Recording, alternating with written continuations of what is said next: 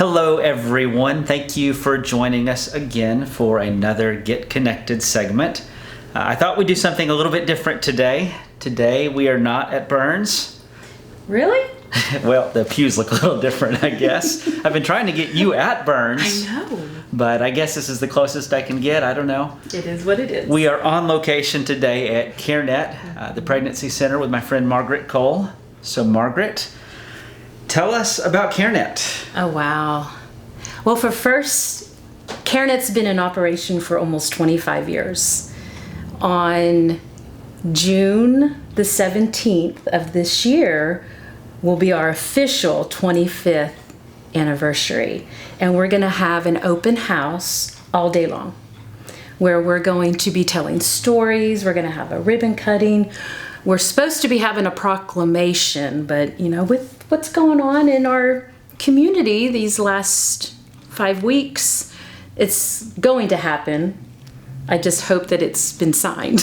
Hope it happens on time. Yes, yeah. But that CareNet, we opened our doors in 1995, and the very first location for those that grew up in Dixon, it was at the old Credit Bureau at 101 West Railroad Street. You know the address. I do, because, funny story, if you haven't figured it out, I did not grow up here.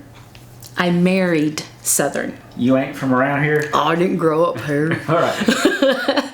And my very first job in Dixon County was at the old Credit Bureau at 101 West Railroad Street.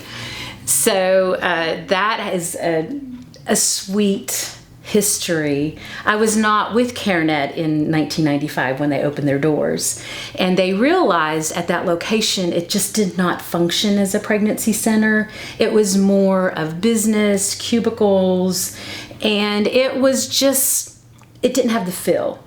So one of our original board members, Alan Watson, found the location at 305 South Main Street. Okay, so back up a little bit. Yes. Because I kind of failed. There are some people in Dixon County who still don't even know what CareNet does. Oh. So what is CareNet? CareNet is a safe place to come to before making a pregnancy decision. And our mission is to empower individuals to make an informed choice concerning their pregnancy and sexual health. And our vision is to partner with the Christian community to dramatically reduce the number of lives lost to or harmed by abortion. So because of that, we are that safe place. If somebody feels that abortion is their only option, who are you going to go to? Are you going to call your pastor and say, hey, pastor, pray for me, I'm having an abortion tomorrow? You haven't gotten that phone call. No, probably ever. And you've probably never got the call that, well, pastor, I've had an abortion and I'm ashamed, I'm scared to tell anybody in the church because I don't know how they're going to view me. So the people who most need our help sometimes are the least likely to feel like they can get it. Correct. And you guys, what do? You're a safe place, and so they pick up the phone and they say, I don't know what to do, and what do you say? Well, if someone says, I need to schedule an abortion, of course we're not an abortion facility. We do not perform abortions and we do not refer for abortions. My first question is, are you sure you're pregnant? So we offer lab quality pregnancy test, and that is to qualify you for an ultrasound. So you come in, but basically what we're doing is we're showing love to you as you walk in the door. We're hearing your story. What are your dreams? Sometimes people feel that becoming pregnant, my life is over. But when you look at the circumstances, you're still the same person. You can still fulfill those same dreams. You just might have a little bit of a detour. Yeah. And there are so many people in our community that have went through the decision-making process. And some have chosen to carry to term, and they look back and they don't regret that decision. Yeah. But then we have individuals that have made the decision to terminate their pregnancy, and they look back and there is a sense of regret, a sense of loss. Yeah. So we're wanting to reach those, and that's where the term to partner with the Christian community to dramatically reduce the number of lives lost to. That is the individual that is headed to Nashville to terminate their pregnancy. But the second part of it is for those that have been harmed by abortion. And that is the individual that feels that they have no hope. God will never forgive them. And we have a program here called HOPE, and it's Healing Over Post-Abortion Experience. We have 2 individuals on staff that are trained to walk you through that. It's just not something where you go and say, Matthew, I need forgiveness. Please help me pray through this. No, it's a process. Yeah. And it is something where a lot of people will start the process over and over because it just hurts. Yeah. And I grew up in a community that I always thought, it's my body, it's my choice. I can do what I want. And then when I became a believer in Jesus, it was like I had to do some major repenting. I had to fall on my face and say, Lord, I am so sorry if I caused anyone in my circle of friends or my circle of influence to feel that abortion was a good option for them. Yeah. And that's where I think I'm so passionate about this, because I did not become a Jesus follower until I was 29. Yeah.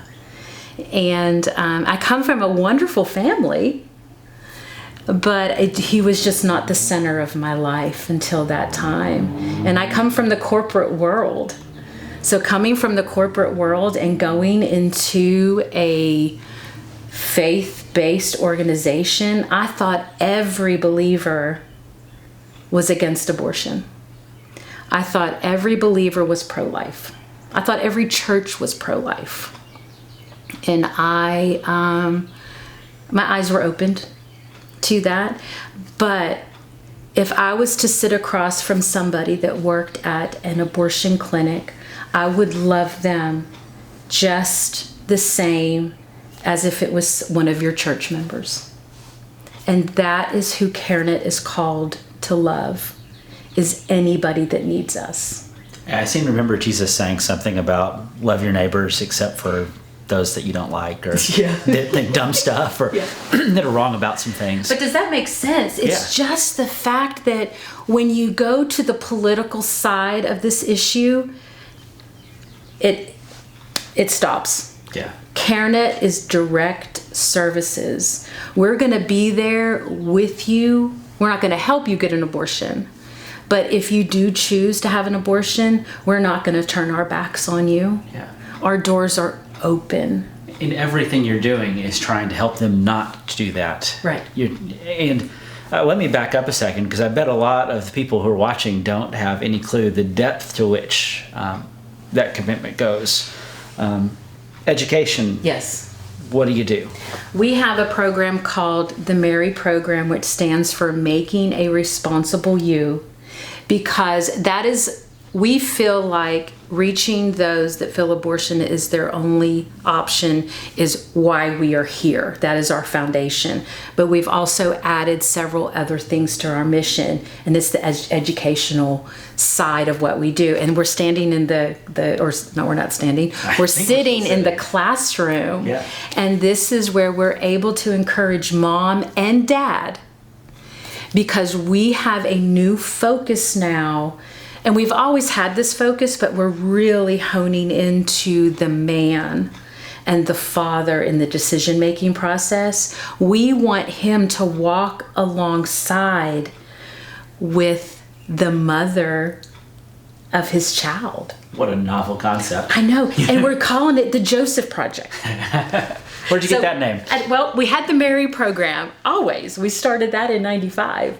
And then for us to go full circle and bring the Joseph Project, and this is not something that CareNet Dixon has to come up with. We are a part of a network of over 11, I think maybe 1,200 pregnancy centers all over the United States. And I love this because I don't have to reinvent the wheel.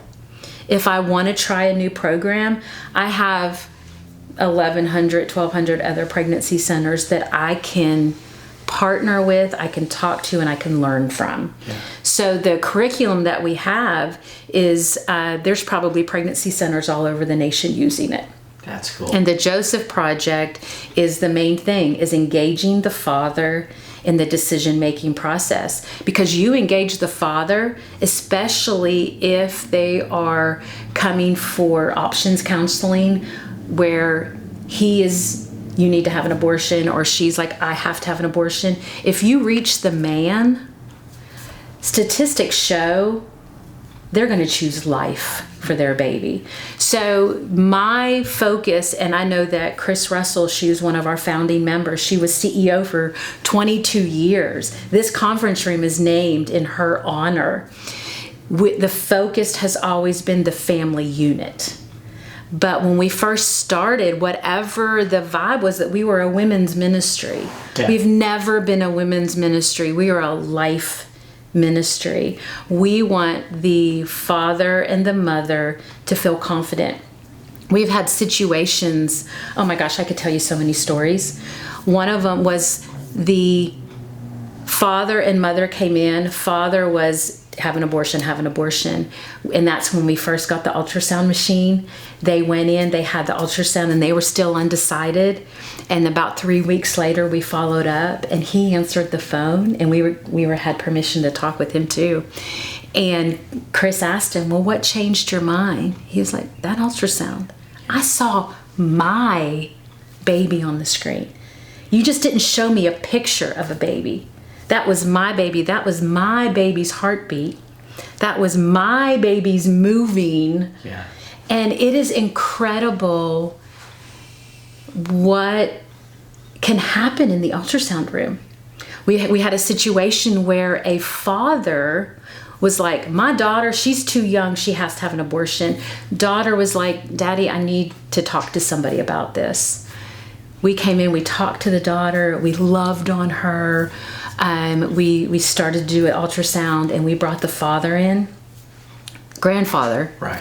He walked in the room, he fell to the floor and just sobbed and was like, I am so sorry that I was pushing you to do this when we can walk through this together. You're a father.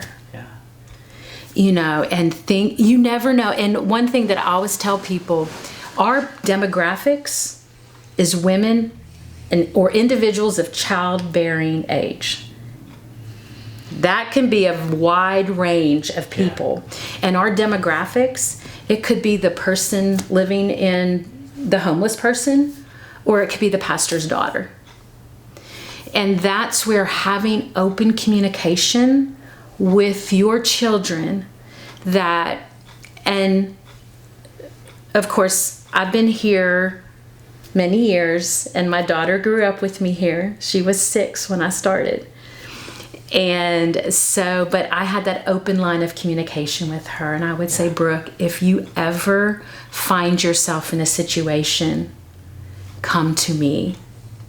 I will never turn my back on you. I will never disown you. Because a lot of individuals say, well, if my dad finds out I'm pregnant, he's going to kill me.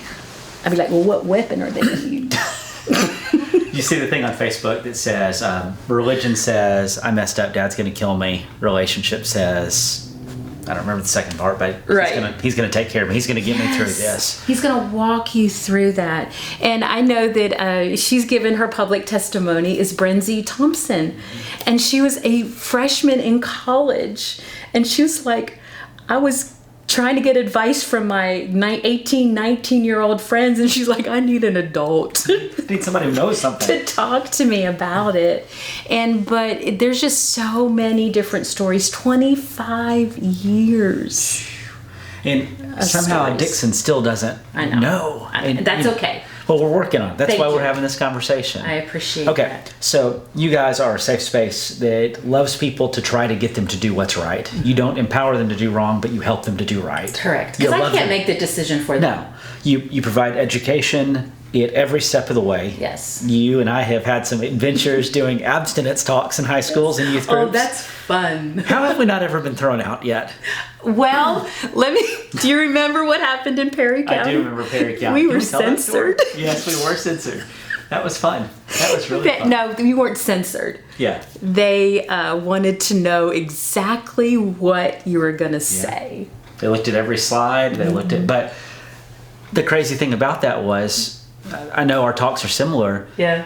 I was standing in not a gymnasium, a cafeteria in Perry County High School with 200 9th or 12th grade boys. Yeah. Reading 1 Corinthians 13 and they didn't know it. Right. You know, we read it from the Message. I didn't say I said, this is a definition of love. What do you think about this definition of love? And, you know, we preached in public schools. Yeah, you know, it was great. So much fun. It was great. So and education, I actually was invited back a couple times. Oh, how cool. Yeah, they didn't invite me. They didn't invite you back. I just like to point that out. No one's really surprised who hears that. So education for abstinence, education for how to be good, safe parents. Yes. Education for, you know, raising children. And learning how to budget. Mm-hmm. So you're trying to solve some of the systemic problems that are creating, right, you know. And it's making a responsible you. We do not want repeat clients. We are, and I'm not going to get on, there are certain organizations that they want repeat clients. Right. And that is something I want to shut our doors. Yeah. I would love to work myself out of a job. That'd be cool. And a lot of it you know what?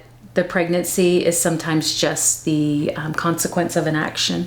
Yeah, we treat sometimes pregnancy like it's the big thing. Oh, she got pregnant and she shouldn't have, as if the whole situation leading up to it wasn't involved and the whole situation after it wasn't involved. We're dumb sometimes. It's and my heart is helping parents not be afraid of the hard topics. You have to talk to your parents, because who are they going to go to? You have to feel comfortable as a parent. You have to be able to be open and honest with your children. I think that's where we're going as a generation, the generation coming up. They want authentic. Yeah. They want real. Because if they don't get it from you, they're going to get it from Google. Yeah. Some basic questions that you think your kids would want to know. Yeah. And they will fact check my sermons on their phone in real time. You know, like perfect. I love it. And it scares some guys. Well, if you're saying what's reasonable, it shouldn't too terribly much, you know. So but you have to be able to do that. You have to feel comfortable. And I have become mama to many, many individuals. Yeah, you and David can't go out in public and Dixie. You have to go out of state to hide from people. That guy, I think, Baby Daddy. Baby Daddy. So it's hard to tell who is more well known in Dixon, you or your husband, David. I don't know. Lieutenant. Sorry. David Cole. His Excellency. His Excellency. Of the City of Dixon Police Department. We have been called the power couple. Well, but it's funny because people don't put us together a lot. Yeah.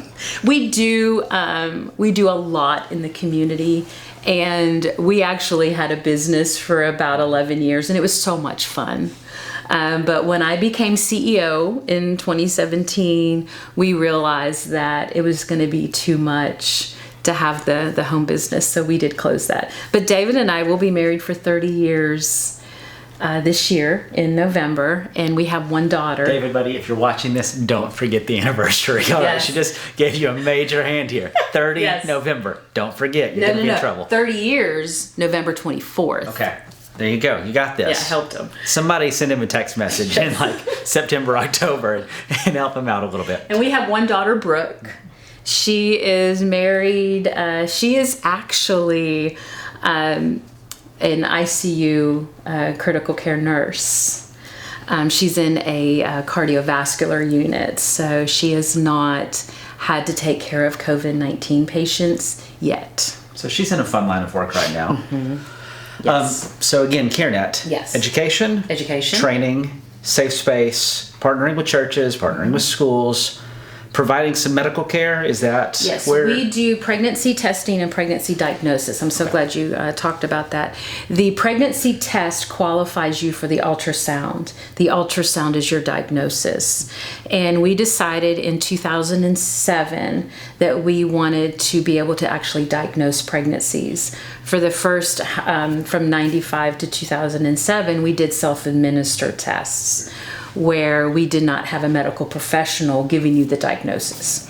And we felt like that was very important to do, and definitely the ultrasound. So we have a medical director that oversees our nurse manager. She has standing orders where she can perform the pregnancy test, and if the test is positive and you're within the parameters, you qualify for an ultrasound. And then we have a local doctor, Julie Peregrine. She's been with us from the very beginning. She reads our ultrasounds. So once she signs off on it, Ginger will give a report, and then our medical services are terminated. And then we go more for the social service, the help, whatever the patient needs at that time, we advocate for them. Tell me about the thrift store, because I think that's another... It's not a thrift store. Sorry. It's an upscale boutique at thrift store prices. Sorry, I only got half the spiel right. We had a new addition put on in 2008 of over 3,700 square feet. So we went from like 1,000 square feet, and we added on 3,700 square feet. And we received an entire lower level of CareNet. And we immediately knew we wanted to do a upscale boutique at their store prices. I got it. And it's not in the basement, it's in the lower level. Okay, sorry. I thought it was the mezzanine. And the store is named in memory of one of our beloved client advocates, Rita Holland. If you've ever heard of Holland Contractors, she was a part of that, and she passed away in 2005. Her legal name was Low Rita. And in the early 2000s, go back to 1955, she placed her first son for adoption. And that was when you went away to live with family and come back, and nobody knew that she placed her first son for adoption. In early 2000, Buddy, her son, when Tennessee opened the adoption records, he was one of the very first people. So they were reunited. And during the first 5 months of them reuniting, they would go around and talk to churches about sanctity of life. She learned about CareNet. So she came in and said, I want to speak on behalf of CareNet. And then she realized, I want to be an advocate at CareNet. So in September of 2000, my very first day on the job. So I've been here, it's been a long time. I'm not commenting. It's been a long time. Her first day on the job, my first day, we grew up together in the ministry of CareNet. She was with us for 5 years, and she passed away. And at that time, she had a Hallmark store in downtown Waverly called The Open Door. But before The Open Door, she had a tea room in downtown Waverly. And I think it was named the Tea Room. Yeah. I really need to research that. But she took the front door of the tea room and put it in her office at the Hallmark store. And when she passed away, it was devastating, because she was just the light of this community. And when we found out we were going to get the store, we called Bill and asked if we could name it in her memory. And that's where Low Rita's Open Door comes from. And then a year before we opened, he brought the tea room door. And that is displayed in the boutique. Oh, cool. And it is hot pink. Yeah. That's Rita. And a lot of, like, our logo has a hot pink door, and she loved flamingos. So you will also see flamingos throughout the store. So there's a little piece of Rita everywhere. Very few people know her as Lorita. Yeah. But we wanted it to be different. Yeah. Because I think Lorita's open door versus Rita's open door, I think that gives it just a little bit more upscale boutique. Yes. And we have an amazing store manager. She is so organized and so ready to serve. And of course, during this COVID-19 shutdown, we actually had to shut down the store. May the 4th be with you. Oh, I knew I could see your face. Sorry, I'm a nerd. We're going to be opening up the store, but it will be under very special circumstances. We will. We're going to implement that all next week and try to figure it out. The plan is eventually the store's back to some sort of normal hours. And eventually we're going to be back to doing all of our wonderful events, and we'll be done with virtual. Okay, one more thing on Lorita's open door before we go further. Yes, sir. That's open to anyone. That's open to the public. Oh gosh. Okay, guys. Sorry, Matthew. You might be able to squeeze in a 14, 16 boys. I don't know. We can try. No, there's cameras here. I have some standards. We do children's clothing up to boys 14, 16. And then we have women's clothing from birth all the way up to 2X, 3X. And all of our clothing is gently used and affordably priced. So we are really picky on what we put out on the floor to sell. If it's stained, if it's ripped, we're not going to put it out. We actually send it to Goodwill, and they take bags of clothing that have been ripped or stained. Yeah, there's more places to stuff can go. Right. So you have clothes, you have maternity clothes, you have... But it is open to the public, and you will not be taken away from any of the individuals that we help here.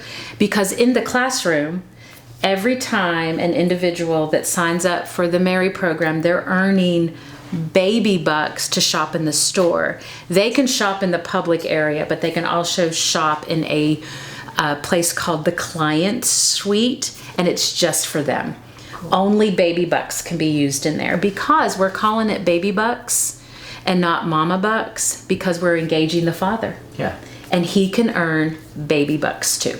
Very cool. And so we're able to help mom, dad, and baby. I never want someone to say, I can't do this because I can't afford a child. Yeah.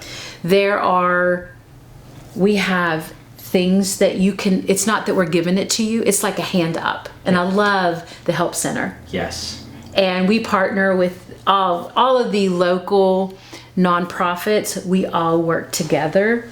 If I need something Renee has, I'm going to ask her, and vice versa. We've worked together on a lot of cases. Yeah, people don't realize just how tight knit the charity community in Dixon is. Renee, Paul Pitney from the YMCA, Christy Arnold from CASA. Jeff Bennett from Habitat for Humanity. We're not only partners with the nonprofit, we're friends. Yeah. You know, we check on each other, because nonprofit world can be lonely. You know, because you're trying to make a difference in the community. And CareNet, we cater to two different individuals. I know we talked a lot about the client, but we also desperately need our donor. Yeah. Too, because we do not receive any government funding. Right. All of our funding is completely donor based. So let me take that thought and run. Yes. What do you guys need? I mean, besides $10 million. Right. What we are needing most right now are client advocates. Okay. What is a client advocate? What do they do? A client advocate, you do not have to have a professional degree to walk somebody through the decision-making process. You walk them through. Now, we do need professionals to do pregnancy tests. You have to be an LPN or higher. We are praying in on RDMS. If you know what that is, 615-446-0701. You're not even going to tell me what it means? I'm going to make you look it up. But if you are an RDMS, we had an RDMS for 2 years, and she went back home to Alabama. Basically, an RDMS is somebody that is trained in all aspects of ultrasound. Oh, cool. Okay. So they do ultrasound from head to toe. And we just want your scope of service to come down about that big. Right. But if you're an RN, we have the means to send you for training. It's just a very extensive training, because if you're not trained in ultrasound, and we have guidelines that we go through in order Y'all to are do thorough ultrasounds. about crossing the medical We have to. T's and I's, and so you need financial support as always. Right. You need RDMS. RDMS. Don't ask me what that stands for. You need people who are willing to be patient advocates. You said they don't have to be professionals, but they can Right. be. I mean, who's your target? What sort of skill set do you need? Somebody that is not afraid to sit across from somebody that is bound and determined to have an abortion. Okay. Because there are a lot of individuals that may have struggled with infertility their entire life, and they really cannot connect with somebody in that situation. Well, they say you can't counsel someone if you can't have some degree of empathy towards them. Right. If you think they're insane, so you need somebody here who is willing to listen and advocate. Correct. And love. Right. Wisdom and discernment and all that sort of thing. Because volunteers are the heartbeat of CareNet. Because we have we have a client services director. Her goal is to not be in the counseling room. Her goal is to manage those in the counseling room. Our nurse manager her goal is to have enough nurses where she is able to manage the nurses. And same thing with our administrative assistant. We need individuals that answer phone, love to do computer work. So that is our biggest need, financially always. And that's where making sure people know that we exist. And shame on you, Pastor, if somebody doesn't know we exist. Feelings, right there, I my know. feelings. But see, I can say that to you. Yeah. But I think that that's the key, because a lot of times people's like, well, we don't have that problem here. None of our church members would ever consider abortion. That's where, right, and that's where we need the voice of CareNet or the voice of life to be spoken in the churches, because we have to be able to partner with the churches. We can't do this alone. You can't do this alone. If somebody came to you today and said, Matthew, I think I need to have an abortion, are you going to have the skill set to walk them through that decision-making process? Right. Probably no. Yeah, I can say, I don't think it's a good idea. I don't think that's right, but Right. how can I help that person know that they will have the support they need? Right. I feel like our church would do a good job of coming around somebody and saying, we love you, Yes. but the nuts and bolts of the practical, how am I going to get diapers? Right. How am I going to find childcare? Yeah. How is dad not going to murder me?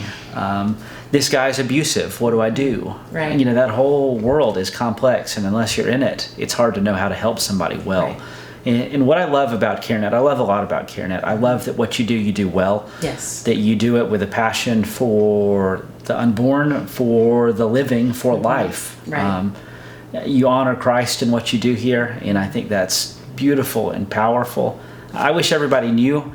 And I love that y'all, frankly, and this is probably my soapbox here, are so apolitical. You're not the crazies. Right. Right. I think a lot of people think the only thing they can do for life is either not have an abortion or vote one way. And there's actually a lot more to it than that. No. And we did a campaign with Heather Hawkins with Sweet Sugar Designs. I don't know if she's the one that did the t-shirts for the Health Center. Together. Yeah. Yes. And she helped us with the Choose Love campaign. And that's basically what we're doing. We're just wanting to love you where you are. And because I've been doing this for so long, I am a safe place to share your story. But also, I don't think individuals realize, and I know you could see that when you're up talking from the pulpit and you're talking about a sensitive issue, can you not pick out the ones that you just either crushed or that that, okay, I've just I touched on something. Yeah. Because the worst time for somebody that is post-abortive to go to church is when the church is talking about sanctity of human life.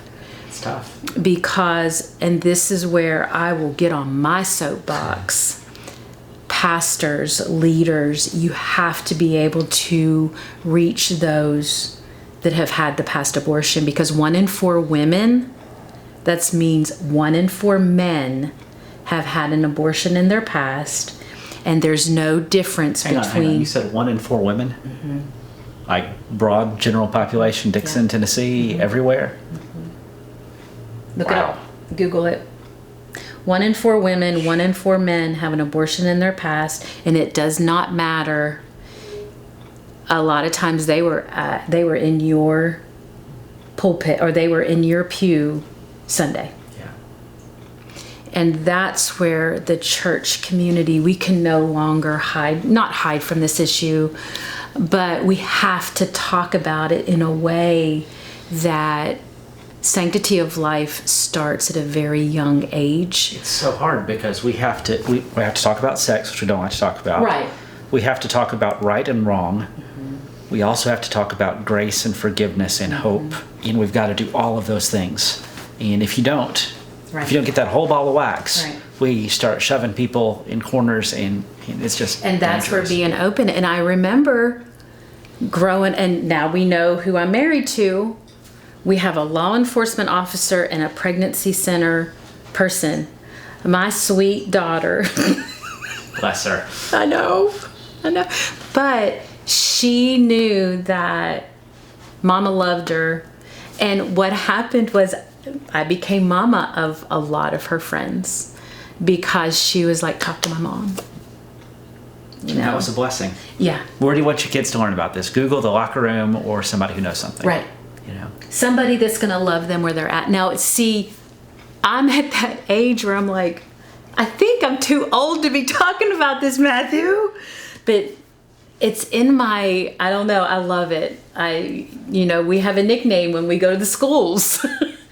And it's okay. But I feel like I'm ready to pass the torch to the next generation. But you cannot be afraid to talk about it. Yeah. And you can do it in such a way that's age appropriate. Yeah. Because, and you and I know this, when we were doing our abstinence classes, if we had a 6th grader, we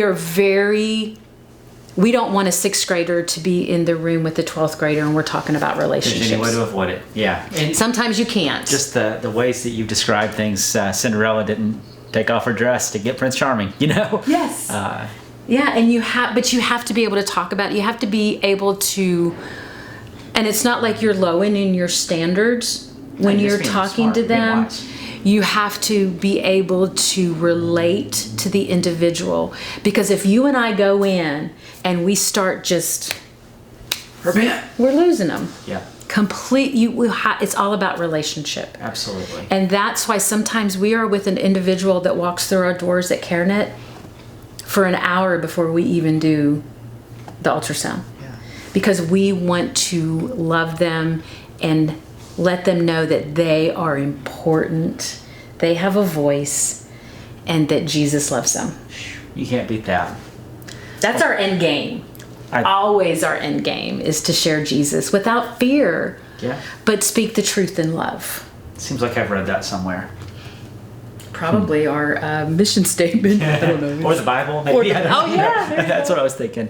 Well, Margaret, thank you so much for your time. This has been cool, and I hope people got a flavor of CareNet, a flavor of you guys here. This is a good work, and I'm grateful for the ways that we've been able to partner together over the years.